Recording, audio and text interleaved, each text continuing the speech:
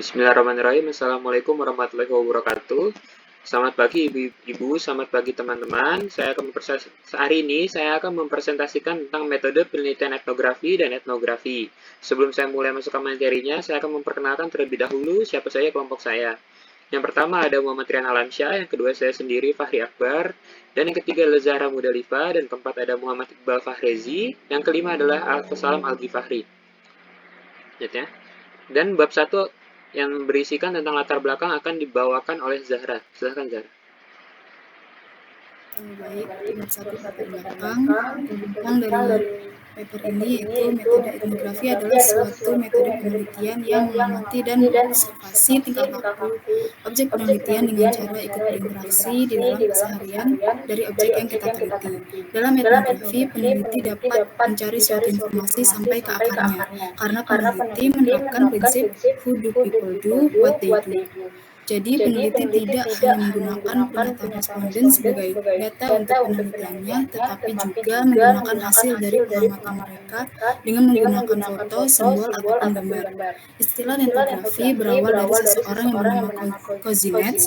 Kozinets menawarkan suatu cara untuk melakukan penelitian etnografi, tetapi objek yang diteliti adalah komunitas atau organisasi online yang berada di dunia maya atau internet.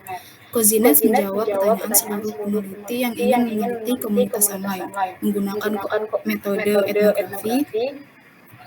Etnografi secara garis besar adalah suatu penelitian etnografi yang dikerjakan secara online melalui observasi yang dapat dilakukan dengan wawancara online dan observasi secara mendalam melalui internet. Rumusan masalah, bagaimana pendapat ahli tentang metode penelitian etnografi dan etnografi? Apa fungsi menggunakan metode penelitian etnografi? Apa fungsi menggunakan metode penelitian etnografi?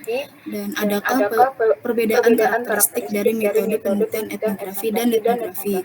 Terakhir, apa saja keuntungan dan kerugian seorang peneliti menggunakan metode penelitian etnografi dan etnografi?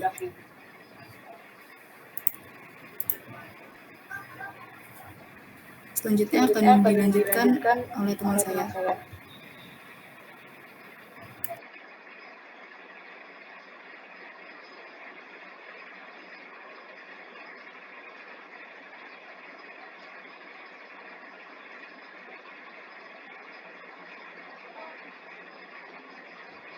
Bab 2, tinjauan pustaka atau proof of concept. Next.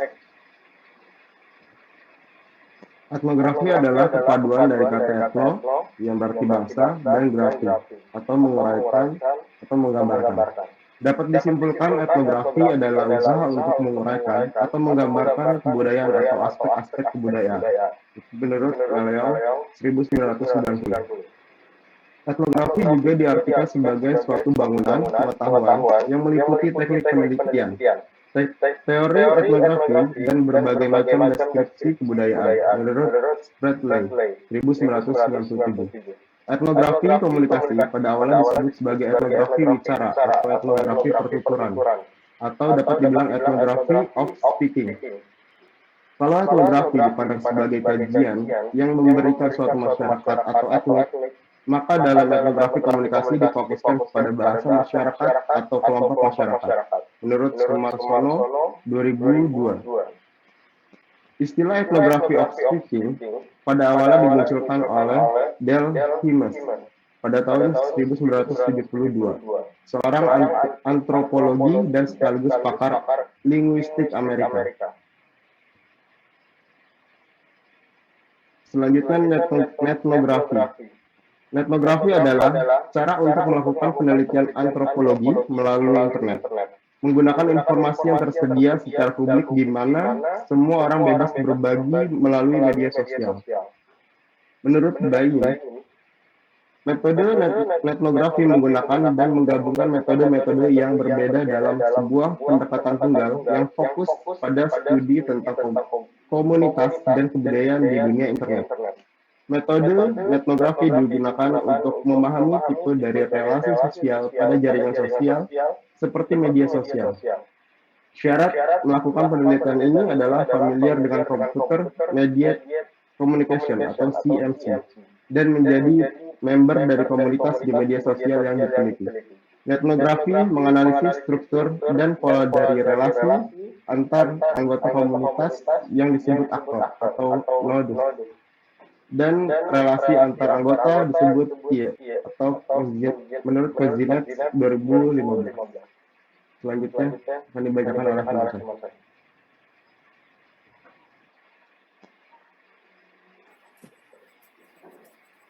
Assalamualaikum warahmatullahi wabarakatuh.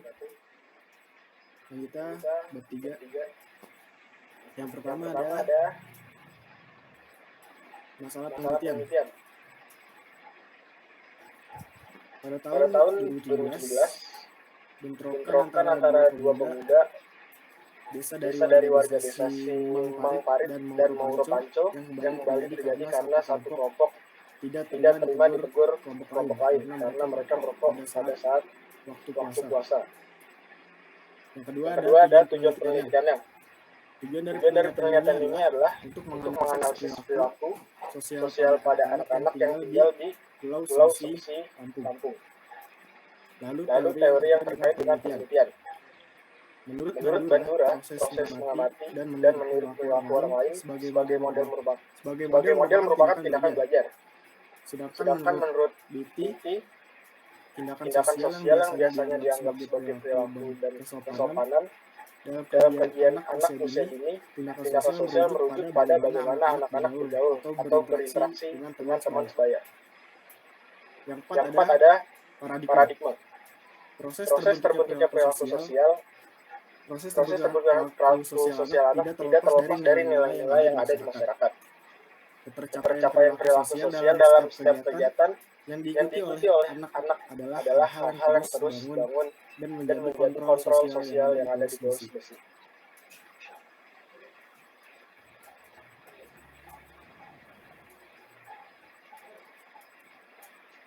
Lalu yang ketiga ada metode penelitian.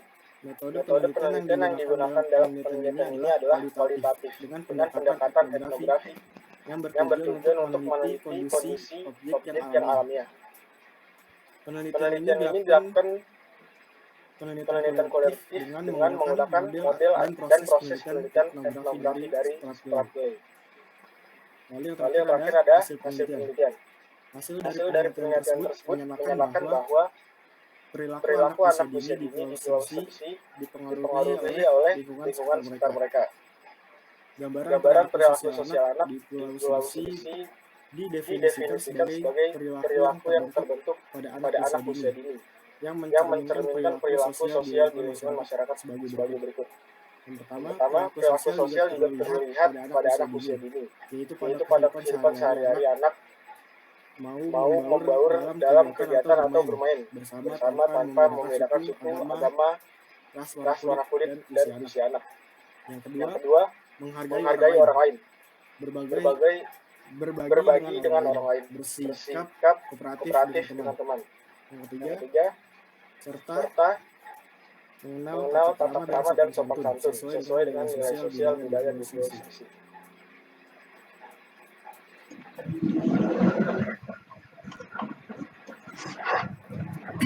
Selanjutnya akan dibacakan oleh teman saya. Selanjutnya ada jurnal mengenai studi etnografi aksi bin plastik pollution oleh United Nations Environment di Instagram. Yang pertama ada masalah penelitian. Setiap menitnya 1 juta botol minum plastik dibeli di seluruh dunia. Setiap tahunnya sekitar 3 juta ton sampah plastik masuk ke lautan sehingga dapat menghancurkan terumbu karang dan mengancam satwa laut lainnya. Plastik sendiri mengandung sejumlah bahan kimia, beracun dan berbahaya bagi seluruh makhluk hidup di dunia. Yang kedua ada tujuan penelitian, yaitu tujuan dari penelitian ini adalah menganalisis konten aksi plastik pollution dalam rangka World Environment Day 2018. Yang ketiga teori. Etnografi dapat diartikan sebagai metode penelitian daring yang diadaptasi dari etnografi yang diterapkan untuk memahami interaksi sosial dalam konteks komunikasi digital. Nasrullah 2018. Dan menurut Robert Kozinet, etnografi merupakan bentuk khusus atau spesial dari riset etnografi yang disesuaikan untuk mengungkap kebiasaan dari berbagai jenis interaksi sosial yang termediasi oleh komputer atau internet. termasuk juga dalam bidang marketing, Cozinets Marketing Etnografi 2012. Yang keempat ada paradigma, setiap tahunnya sekitar 13 juta ton sampah plastik masuk ke lautan dan menghancurkan terumbu karang, serta mengancam satwa laut lainnya. Di sini akun Instagram United Nations Environment dengan username @uni_environment dalam rangka memperingati World Environment Day 2018 melakukan sebuah aksi untuk melawan polusi plastik dari penggunaan plastik yang berlebihan sehingga dapat menyebabkan kerusakan lingkungan.